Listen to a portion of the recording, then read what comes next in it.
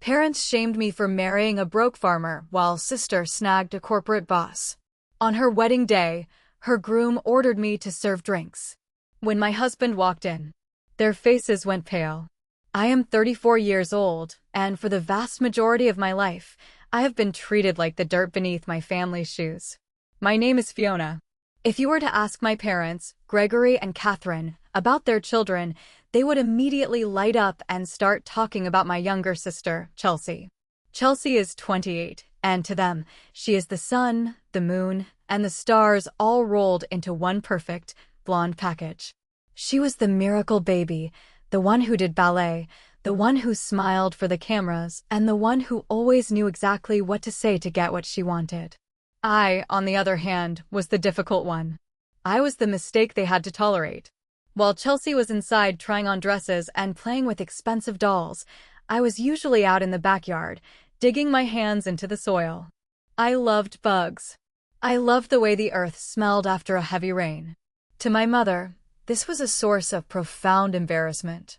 She spent her days trying to curate the perfect suburban image, and having a daughter who constantly came home with mud under her fingernails ruined her aesthetic. Looking back now, I realize my obsession with the outdoors was a trauma response. Plants do not yell at you. Dirt does not judge you. Trees do not constantly remind you that you are a disappointment because you are not as pretty or as outgoing as your younger sister. Nature was my escape from a house where I was constantly gaslit and marginalized. In our family dynamic, Chelsea was the golden child who could do no wrong, and I was the designated scapegoat. If something broke, it was my fault. If Chelsea threw a tantrum, it was because I had somehow provoked her. I learned very early on to make myself invisible. I learned to swallow my anger, to keep my head down, and to accept the scraps of affection they occasionally threw my way, hoping that one day, if I was just quiet enough and good enough, they might actually love me. But true love does not work like that. You cannot earn it from people who are fundamentally incapable of seeing your worth. 6 years ago, I met Harrison, and for the first time in my life, I felt truly seen. Harrison is not a loud man. He does not need to dominate a room when he walks into it. He has calloused hands, a quiet, observant intelligence, and a deep respect for hard work. When he looks at you, he actually listens. He is a farmer, a man of the earth, and to me, he was a safe harbor. My family, naturally, despised him from the moment they met him. They took one look at his faded jeans, his work boots, and his old pickup truck, and wrote him off as a broke loser. They completely ignored the fact that he treated me like a queen. Their hatred for Harrison only grew when Chelsea brought home Donovan. Donovan was the exact opposite of my husband. Donovan was a corporate climber, a guy who wore slick suits, leased a brand-new luxury sedan he could barely afford, and spent every conversation dropping the names of important people he supposedly knew. He was all flash and zero substance, but my parents worshipped him. To them, Donovan was the ticket to the upper-class lifestyle they so desperately craved. There was one specific incident that sealed the silent war between Harrison and Donovan. Shortly after Chelsea and Donovan started dating, Donovan came over to our house and tried to pitch Harrison on some shady, high-yield investment scheme. Donovan used a lot of corporate buzzwords, trying to sound like a Wall Street genius, assuming Harrison was just a dumb country boy who would be easily intimidated. He was dead wrong. Harrison sat there quietly, listened to the entire 20-minute pitch, and then proceeded to surgically dismantle Donovan's entire financial model. Harrison pointed out the illegal tax loopholes, the unsustainable return rates, and the predatory structure of the fund. He did it without raising his voice, using basic, undeniable math. Donovan turned bright red, grabbed his presentation folders, and left. From that day on, Donovan made it his personal mission to humiliate Harrison at every family gathering, hiding his deep insecurity behind a mask of arrogant mockery. The most painful display of this dynamic happened 3 years ago at my parents' house for Thanksgiving dinner. It was a tense evening from the start. Harrison wanted to do something nice, so he brought a wooden crate containing 6 bottles of red wine. These were not just any bottles. They had no shiny labels, no barcodes, and no fancy foil. They were dark glass bottles with just a handwritten year on the cork. It was the very first private vintage from our vineyard, something Harrison had poured his heart and soul into. When we sat down at the mahogany dining table, Donovan immediately claimed the head seat, displacing my father without even asking. Donovan saw the wooden crate, pulled out one of Harrison's bottles, and squinted at it with exaggerated disgust. He held it up for the whole table to see and scoffed loudly. He called it bathtub gin. He joked that someone was going to get food poisoning and asked if it had been made in a rusty bucket in our backyard. My parents laughed along with him, shaking their heads at our supposed cheapness.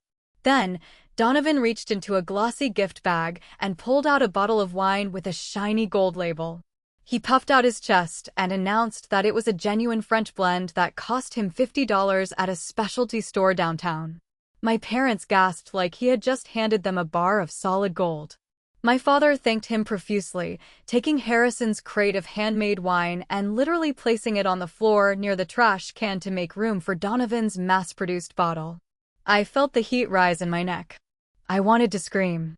I wanted to tell them that the $50 bottle they were drooling over was cheap, commercial swill, and that the unlabeled bottles on the floor were worth more than Donovan's entire wardrobe. But before I could say a word, I felt Harrison's warm, heavy hand on my knee under the table. I looked at him, and he just gave me a gentle, almost imperceptible shake of his head. He leaned in and whispered to me to let them drink what they deserve. He did not care about defending his ego to people who only valued a shiny sticker. He held my hand for the rest of the dinner while we watched my family praise Donovan for his incredible generosity. To understand how we got to the wedding day, you have to understand the land. 7 years ago, my grandmother passed away. Her will reading was the moment our family fractured beyond repair. In her will, she left my sister Chelsea $50,000 in cash. To me, she left a 20-acre plot of land on the far edge of the county. The locals called it the Scab because it was rocky, uneven, and covered in dry brush. Nothing seemed to grow there. My family thought it was a hilarious joke. They offered me fake sympathy, whispering that Grandma must have been confused in her final days to leave me a worthless pile of dirt. My mother, Catherine, immediately told me to sell it to a commercial developer who wanted to put a cheap strip mall there. She said I could maybe get a few $1,000s to buy some decent clothes. But they did not know Harrison. Harrison did not look at the surface. He looked at the foundation. He took several soil samples from the Scab and sent them to a university lab. When the results came back, he actually cried. The land was not dead. It was ancient volcanic ash layered over a deep bed of limestone. In the agricultural world, this is the absolute holy grail. It is the exact, incredibly rare soil composition required to grow world-class, high-altitude Cabernet grapes. It was a gold mine hiding in plain sight, and my family was too busy laughing at the rocks to see the diamonds underneath. We did not tell them about the soil. We knew they would just try to take it or force us to sell it for a quick payout. Instead, we went to work. For years, Harrison and I worked 18-hour days. We cleared the brush by hand. We dug the trenches. We planted the vines. We lived in a tiny, drafty trailer on the edge of the property, pouring every single penny we had back into the earth. We sweated, we bled, and we built our future in complete silence. Meanwhile, Chelsea took her $50,000 and burned through it in less than 6 months. She put a down payment on a leased convertible, took a luxury trip to Europe, and bought a closet full of designer bags to impress Donovan. Predictably, the money ran out and the credit card bills piled up. One afternoon, Chelsea and my parents ambushed me at my trailer. Chelsea did not even say hello. She just demanded that I sell the land and give her half the money because she was in debt and needed to fund her lifestyle. When I firmly told her no, the masks came off. My parents screamed at me. They called me a selfish, broke failure. My father pointed at my dirty work clothes and said I was hoarding a pile of rocks just to spite my sister. They told me that my dream of a vineyard was a delusion and that I was wasting my life playing in the mud. They got in their cars and drove away, officially cutting me off emotionally. They declared me the loser of the family, and I let them believe it. The financial manipulation reached its peak 2 months before Chelsea's wedding, inside a high-end bridal boutique. Chelsea had found her dream dress. It was a custom, hand-stitched lace gown imported from Milan, and the price tag was $20,000. She stood on the pedestal, admiring herself in the mirror, while my mother wiped away fake tears. Then, Catherine turned to me. She cornered me near the fitting rooms and demanded that I take out a high-interest personal loan to pay for the dress. She said it was my duty as the older sister, and that I owed it to Chelsea as an apology for selfishly refusing to sell my land years ago. I stood there, holding a complimentary glass of sparkling water, and told her the truth. I told her I did not have $20,000 sitting around because we had just spent our entire liquid savings on a state-of-the-art subterranean irrigation network for the farm. I did not tell her that the irrigation system cost $2 million in cash, or that it used satellite moisture monitoring. To them, an irrigation system meant a few plastic hoses from a hardware store. Chelsea stepped off the pedestal and laughed in my face. She loudly announced to the entire store that I was a pathetic joke for spending money on watering rocks, while my own sister needed a wedding dress. My mother called me a cheap disgrace. Right on cue, Donovan walked into the boutique. He pulled out a shiny credit card, handed it to the cashier, and told Chelsea not to worry about her broke sister because he would take care of it. He played the absolute hero. I watched the cashier swipe his card, knowing full well that Donovan was already drowning in debt, and that card was probably maxed out. But to my family, he was a king, and I was just the peasant standing in the corner. If you are enjoying this story so far, please take a second to hit the like button, subscribe to the channel, and leave a comment below with the name of the city you are living in. Every single comment helps this video reach more people, and I appreciate you all so much. Now, let's get back to the story. 3 days before Chelsea's wedding, I stood inside the main executive office of Summit Estate, looking out through the floor-to-ceiling glass walls. The view from up there was nothing short of breathtaking. Below me, 400 acres of emerald green vines stretched out in perfect, geometric rows toward the horizon, glowing under the golden California sun. This was the exact same land my family called a worthless pile of rocks. This was the dirt my sister refused to touch because it would ruin her manicure. But to the rest of the world, to the elite sommeliers and private collectors, this land was the source of the most sought-after, highly rated Cabernet on the entire West Coast. Harrison sat at his desk behind me. It was a massive, custom piece made of reclaimed redwood that easily cost more than Donovan's entire leased luxury car. Harrison was not wearing his dusty work boots or his faded flannel.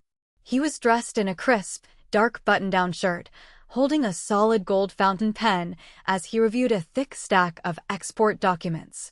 He was on a conference call on speakerphone with a major luxury distributor in the United Arab Emirates. I listened as his voice, deep and commanding, filled the room. He calmly confirmed that a shipment of 5,000 cases of our private reserve was secured for Dubai, and acknowledged that the wire transfer of $3 million had successfully cleared into our holding accounts. He hung up the phone, rubbed his temples, and let out a long, heavy sigh. He looked over at me standing by the window. I was holding the cheap, flimsy paper invitation to Chelsea's wedding in my hand. The contrast between our actual reality and the pathetic, impoverished role we were forced to play around my family was becoming incredibly exhausting for both of us. We were sitting on a multi-million-dollar agricultural empire. We had a garage full of luxury vehicles, a staff of dozens of employees, and a bank account that could literally buy the bank that held my parents' mortgage. Yet, whenever we were summoned to a family event, we were treated like contagious peasants. Harrison stood up, walked over to the window, and wrapped his arms around my waist, resting his chin on my shoulder. He asked me, with a distinct edge of frustration in his voice, why we were doing this again. He had just signed a contract that would fund generations of our family, and yet I was asking him to put his work boots back on and drive our oldest, loudest farm truck 6 hours down the coast to attend a wedding where we would inevitably be treated like garbage. He wanted to know why we were still letting them treat us like the dirt beneath their feet when we could easily buy the entire resort they were renting for the weekend. He was tired of hiding. He was tired of watching them disrespect me. And, honestly, looking out over the empire we had built with our own two hands, I was tired too. But I needed to do this my way. I turned around in his arms and looked him dead in the eyes. I told him that I needed to know, once and for all, who they really were. I explained that if I showed up to that coastal resort in a brand new Bentley, wearing a dress covered in diamonds, and they suddenly treated me with respect, that would not be love. That would be a transaction. If I flashed our bank account balance and they suddenly welcomed Harrison into the family with open arms, it would mean that their kindness was entirely for sale. I had spent my entire 34 years of life feeling like an outsider in my own bloodline. I had been gaslit into believing that my worth was tied to how well I fit into their superficial, aesthetic-obsessed world. Before I closed the door on my family forever, I needed one final, undeniable piece of proof. I wanted to give them one last test. A test of basic, fundamental human decency. I laid out the parameters of the pact to Harrison. We would go to the wedding. He would wear his favorite plaid flannel shirt, his dark denim jeans, and his worn leather work boots. He would drive the heavy-duty farm truck. We would present ourselves exactly as the poor, struggling farmers they firmly believed us to be. I told Harrison that if they could treat us with a shred of respect, if they could just be kind to us without knowing about the millions of dollars sitting in our accounts, then maybe there was a tiny sliver of hope for a relationship. I even told him that if they passed the test, I would anonymously pay off the massive, crippling debts I knew Donovan was hiding from everyone. But, I added, my voice turning hard and cold, if they failed the test, if they treated us like trash one more time, then I was done. I would completely sever all ties, cut them off permanently, and I would not hide our success from them ever again. I would let them see exactly what they threw away. Harrison looked at my face for a long time, seeing the years of deeply buried pain and the desperate need for closure. He finally nodded his head.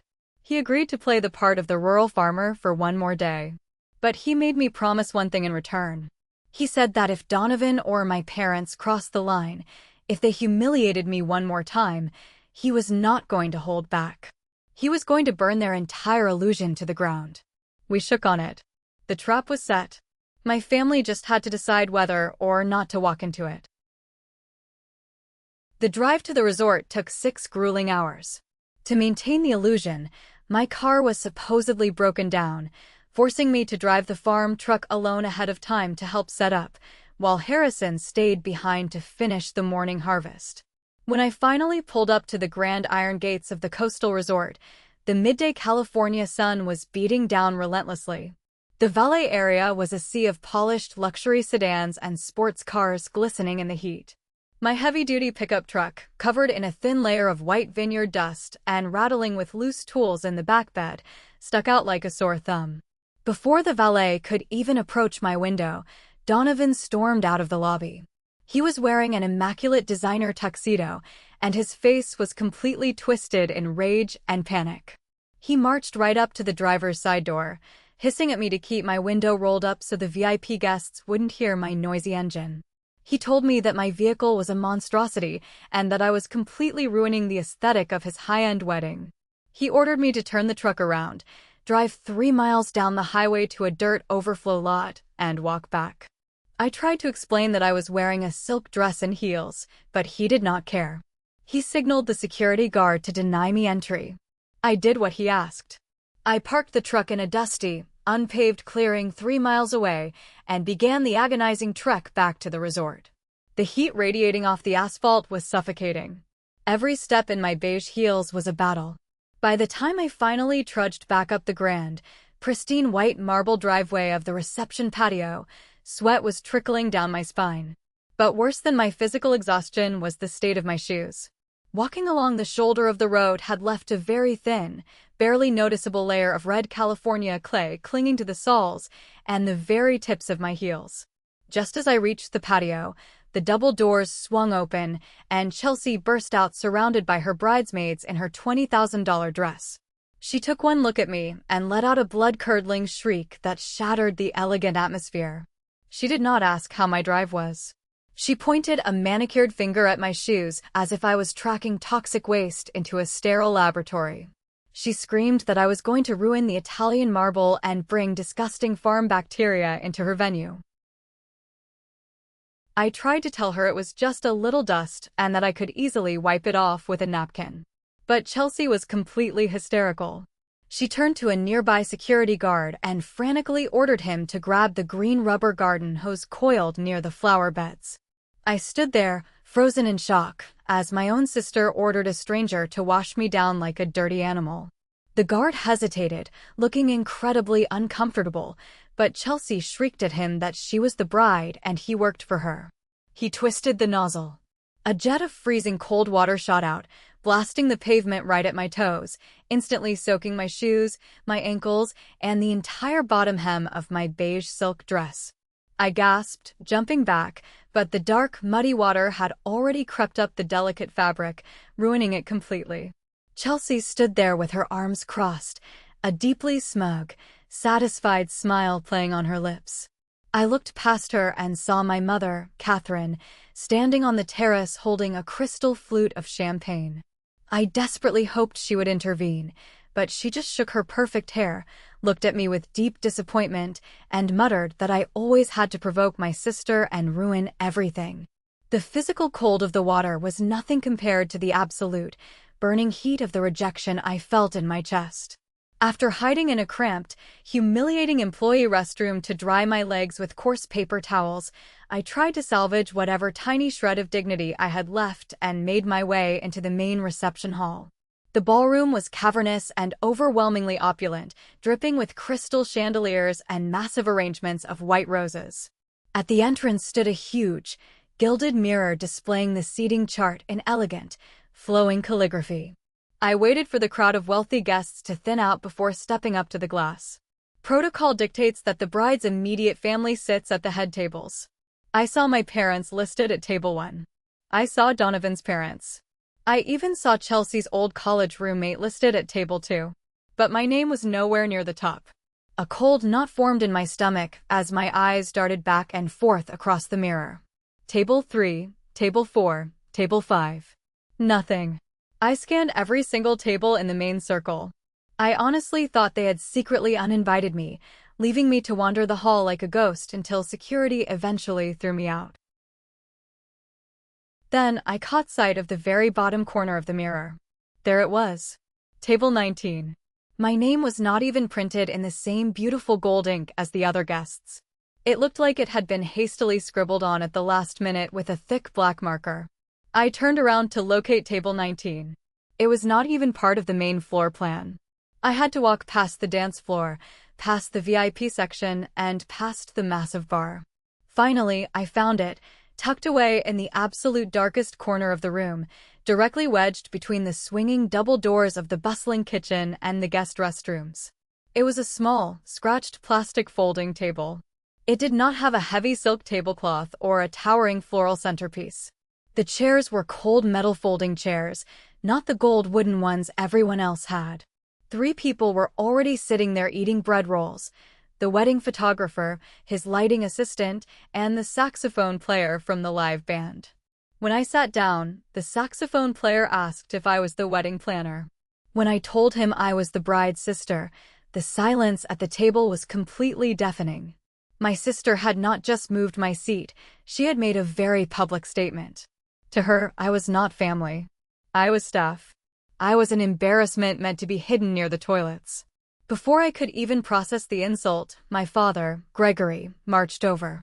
I thought he was coming to apologize or move me, but he simply told me that the VIP tables were full of important corporate executives and that I was a distraction. He literally ordered me to keep an eye on the catering staff and make sure they didn't steal any expensive wine or eat the appetizers. As my father walked away, Donovan suddenly appeared out of the shadows. Without a single word of greeting, he reached out and violently snatched my cell phone right out of my hand. I stood up to grab it back, but he held it high above my head, smirking like a schoolyard bully. He claimed they had a strict no-phone policy because of an exclusive deal with a luxury bridal magazine. He sneered at me, saying he didn't want me taking blurry photos of his high-end decor and posting them to my pathetic little gardening groups on the internet. But I knew the real reason. He knew Harrison was driving down later. Donovan was isolating me, so I could not warn my husband to use the back service entrance. He slipped my phone into his tuxedo pocket and walked away, completely silencing my voice. The absolute lowest point of my entire existence happened about 10 minutes later. I was sitting in the dark corner, completely cut off from the world, listening to the clatter of silverware and the low, wealthy hum of conversation from the VIP tables. Suddenly, the double doors to the kitchen violently swung open, practically hitting my metal chair. A catering manager, sweating profusely through his stiff white collar and holding a clipboard, stormed out. He scanned the darkened corner, his frantic eyes landing immediately on me sitting at the wobbly plastic folding table in my water-stained, ruined beige dress. He marched over with aggressive, heavy strides and barked at me, asking if I was the replacement worker from the temp agency. He yelled that I was 20 minutes late. Before I could even open my mouth to correct him, before I could explain that I was actually the biological sister of the bride sitting 30 feet away, he reached into a plastic bin near the service station. He pulled out a balled-up, heavy black cloth and literally tossed it directly at my face. I caught it purely on reflex. It was a heavy industrial maid's apron, stiff with cheap starch and smelling faintly of stale red wine and old grease. He pointed a harsh finger directly at my chest and ordered me to put the apron on and immediately start clearing the empty champagne flutes from the lower patio. He told me they were short-staffed, he didn't have time for lazy workers, and if he caught me sitting down again, I would not get paid for the shift. Then he spun around on his heels and vanished back into the chaotic noise of the kitchen. I sat there holding the dirty fabric in stunned, absolute silence. I was ready to throw the apron on the floor, march into the kitchen, and demand some basic respect. But a high-pitched, cruel giggle stopped me dead in my tracks. I turned my head to see Chelsea standing just a few feet away, holding a crystal glass of sparkling water. She had been watching the entire interaction from the shadows. Instead of being horrified that her older sister was just mistaken for a dishwasher at her own wedding, her eyes were dancing with absolute, wicked delight. She stepped closer, lowering her voice so the nearby wealthy guests wouldn't hear her cruelty. She looked at the cheap apron in my hands, then at my face, and told me that it was actually a really great look for me. She told me I should keep it. I stared at her, my grip tightening on the coarse black fabric until my knuckles turned white, and begged her to tell the manager I was a guest. I begged her to tell him I was her sister. Chelsea just laughed again, a sound that completely grated on my nerves. She reached out and flicked the frayed strap of my ruined silk dress with her perfect, manicured fingernail. She told me my outfit was a disaster, that it screamed budget, and that wearing the apron would actually be doing me a massive favor. She explicitly ordered me to put the apron on and blend in with the hired help where I belonged, so her new husband wouldn't be embarrassed by my poverty in front of his boss. Something inside of me physically snapped in that exact moment. It was a quiet, internal fracture, but it was absolute. The 34 years of desperately trying to win their approval, the years of making myself small, the years of swallowing their insults hoping for a crumb of love, it all instantly evaporated. The test was over. They had failed spectacularly. They were not my family anymore. They were just toxic strangers. I did not argue. I did not cry. My face went completely blank. I stood up, wrapped the heavy, stale-smelling black apron around my waist, and tied the strings behind my back in a tight knot. Chelsea smiled, completely oblivious to the fact that by forcing me into that apron, she had just signed her own financial death warrant. I spent the next 45 minutes moving silently through the shadows of the ballroom, clearing empty glasses just as the catering manager had ordered. Wearing the apron gave me the ultimate camouflage.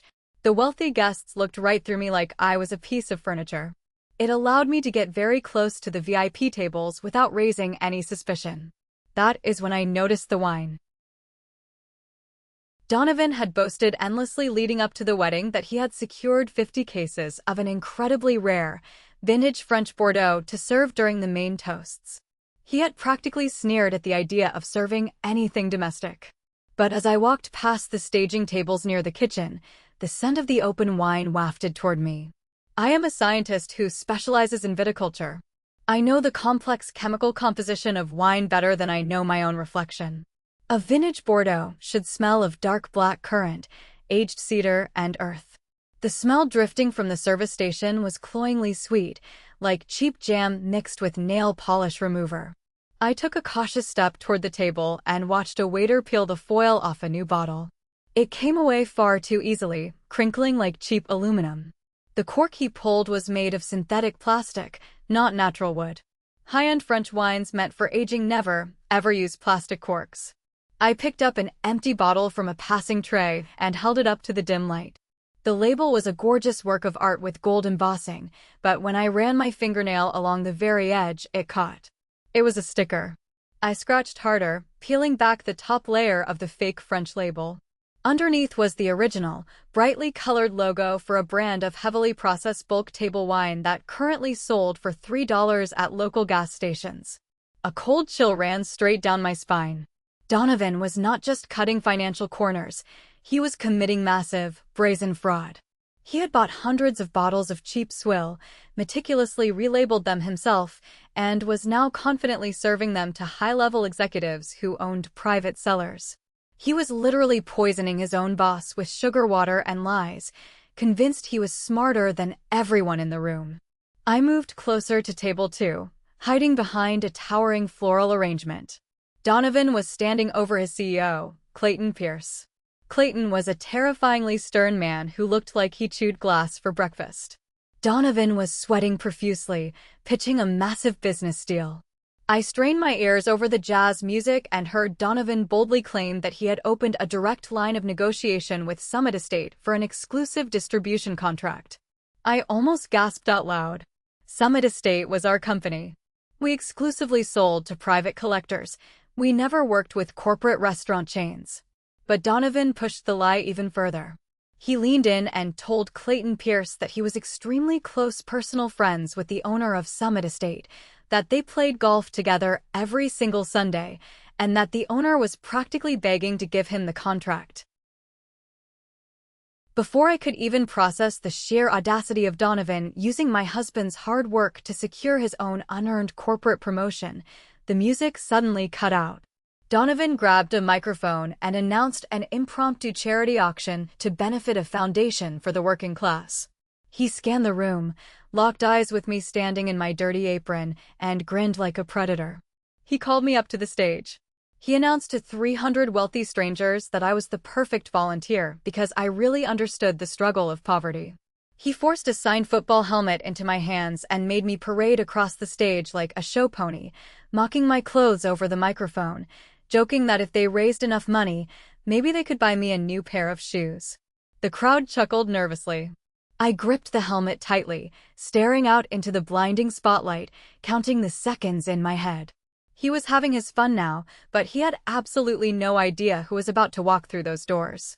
The heavy double doors at the very back of the cavernous ballroom did not just open.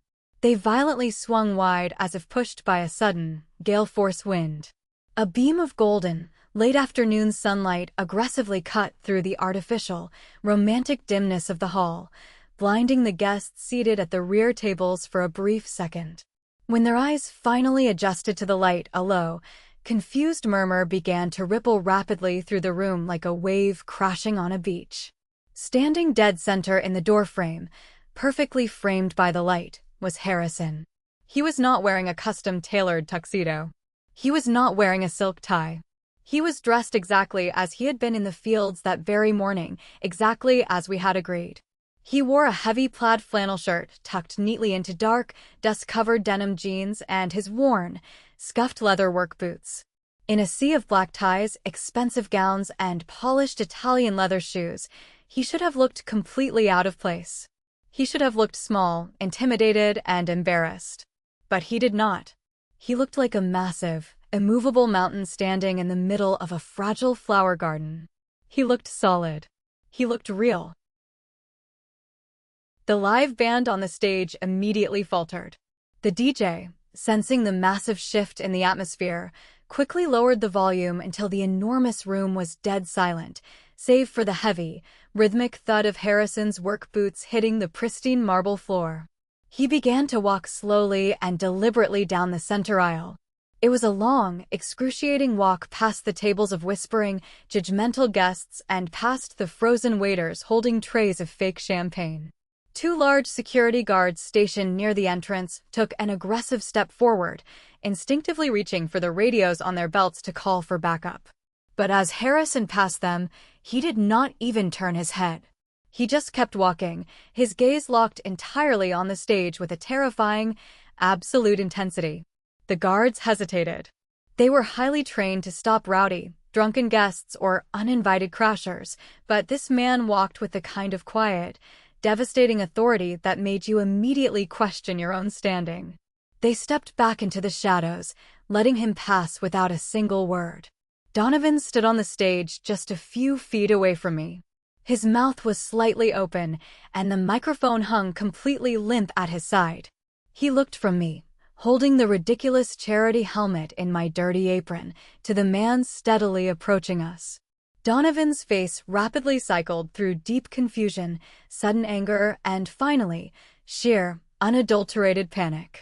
He had given strict, explicit orders to the valet and security for my husband to be forcefully diverted to the loading dock in the back alley. Seeing Harrison here, walking right down the center VIP aisle in his work clothes, was Donovan's absolute worst nightmare coming to life in high definition. I stood completely frozen on the stage. My heart was hammering so hard against my ribs I thought it might crack them. I had asked Harrison to play the part of the poor farmer, but the energy radiating off him right now felt entirely different. There was absolutely no apology in his posture. There was no forced humility in his stride. He looked incredibly dangerous. Not physically violent, but dangerous in the way a dark storm front is dangerous right before a hurricane makes landfall. Harrison reached the foot of the stage and walked directly up the wooden stairs without breaking his stride. The expensive wood groaned audibly under the heavy tread of his boots. He stopped directly in front of me, completely ignoring Donovan's existence. He reached out with his rough, warm hands and gently took the signed football helmet from my white-knuckled grip. With a casual, almost bored flick of his wrist, he tossed the expensive charity item completely off the stage. It clattered loudly across the floor, bouncing away into the darkness. Then, he looked down at me. His eyes searched my face, seeing the deep humiliation, the exhaustion, and the absolute finality in my expression. For a split second, the 300 people staring at us completely disappeared. It was just us. He reached out, interlaced his fingers with mine, and pulled me close to his side. He looked at the heavy black fabric tied around my waist, his jaw clenching tightly. He told me, in a voice so quiet yet so commanding that it carried to the back rows of the silent room, to take the apron off. I reached behind my back, untied the knot, and let the filthy, stale-smelling fabric fall to the floor in a heap right next to Donovan's polished shoes. The illusion was over. The reckoning had finally arrived. The suffocating silence on the stage was abruptly shattered by the sound of heavy, frantic footsteps pounding up the wooden stairs. My father, Gregory, had completely abandoned his scotch at the bar and was charging toward us, his face a terrifying mask of purple rage. He threw his body violently between Harrison and Donovan, acting as a human shield for the man who had just spent the last 20 minutes publicly humiliating his own daughter.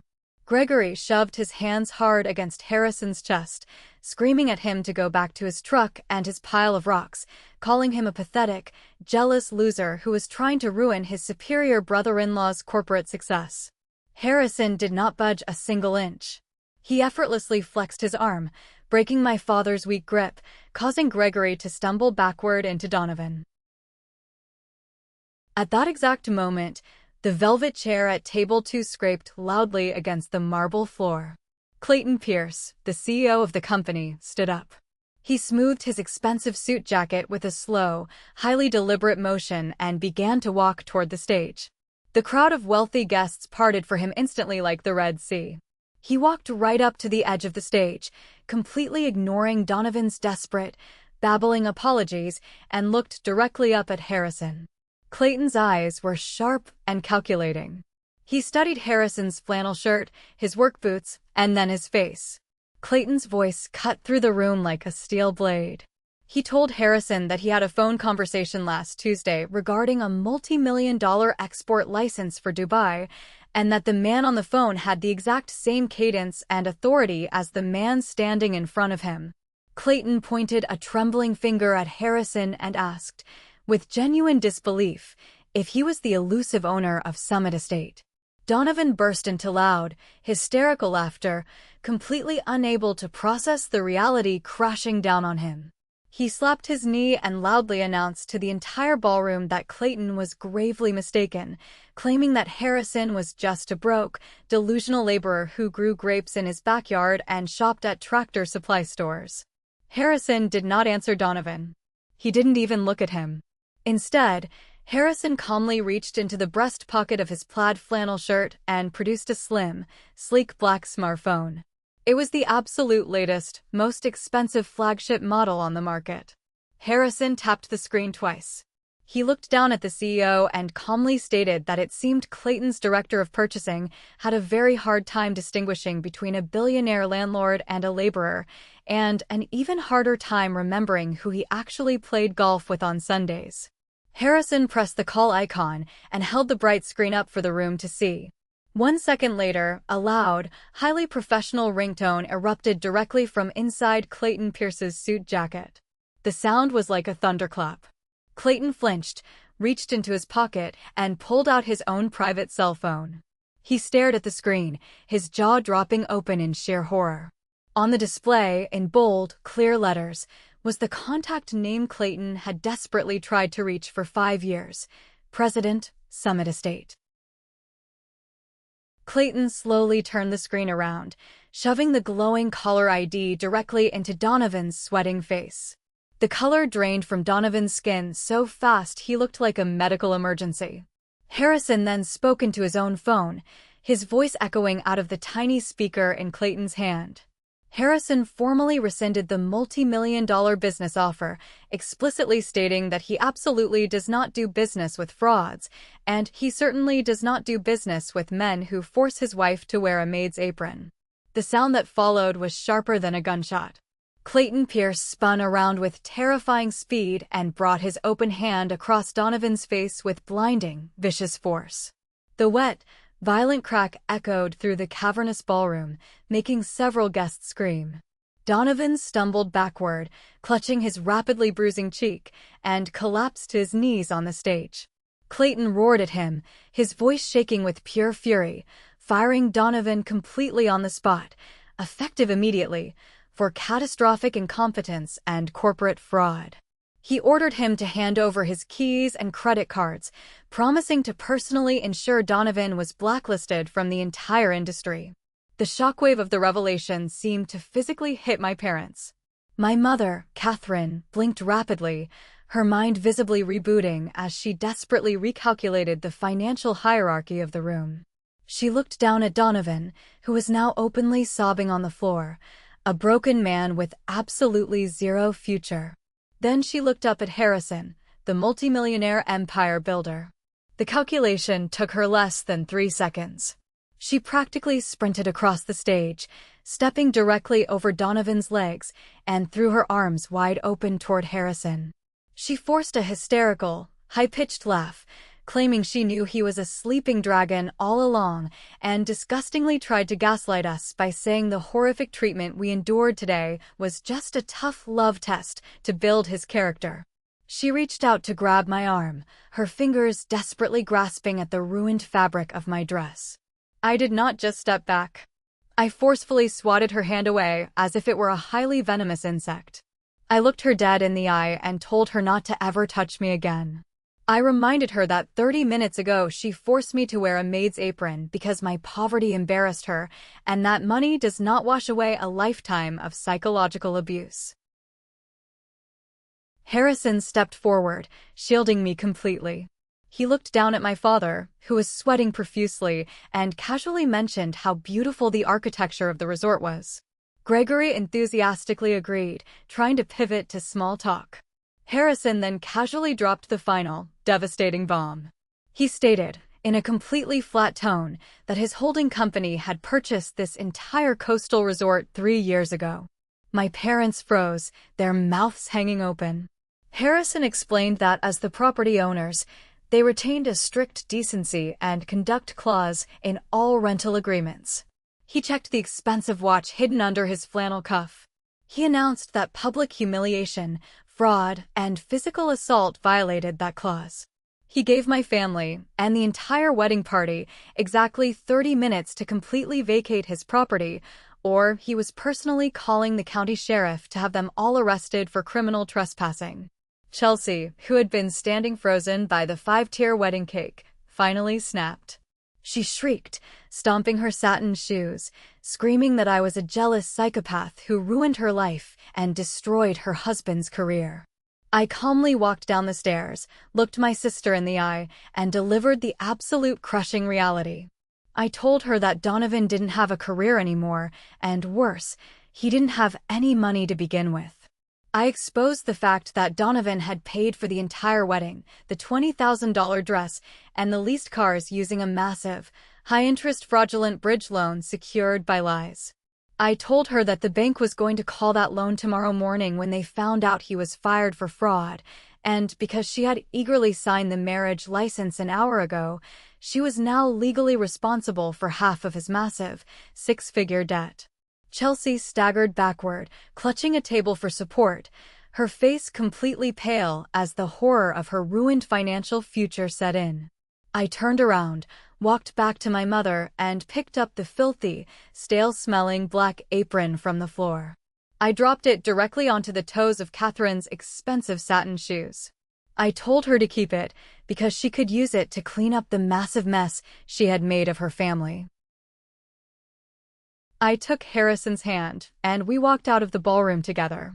The heavy double doors slammed shut behind us, completely cutting off the sounds of Chelsea's hysterical screaming and Donovan's pathetic sobbing. We walked out the main entrance where Desmond, Harrison's head of security, was waiting holding the door to an enormous, armored, blacked-out Cadillac Escalade. We climbed into the quiet, cedar-scented interior, leaving my bankrupt, toxic family screaming in the dust of the driveway. 1 month later, I received a notification that my parents' house was in pre-foreclosure, and they were desperately trying to call me to beg for a bailout. But they couldn't reach me. I had changed my number, legally changed my last name, and erased them from my life forever. Sitting here on a private balcony in Paris, sipping the exact same vintage wine they once poured down the drain, looking out at the glittering lights of the Eiffel Tower, I feel absolutely nothing but profound, beautiful peace. I sometimes think back to that day, to the look of sheer terror on their faces as the reality of their massive debt and their own arrogance crushed them. They tried reaching out, begging for financial help to save their house, but I had already changed my number and closed that chapter of my life forever. I built my empire from the dirt they despised, and I refused to let their toxicity contaminate it. But sitting here in Paris, sipping the very wine they once poured down the drain, I have to ask, am I the *** hole for letting my sister marry a fraud and completely cutting off my family without a single dime? Thank you so much for watching. If you haven't subscribed yet, hit that button and ring the bell so you never miss out on more crazy family drama stories. Leave your verdict in the comments below. I read every single one of them. See you in the next video.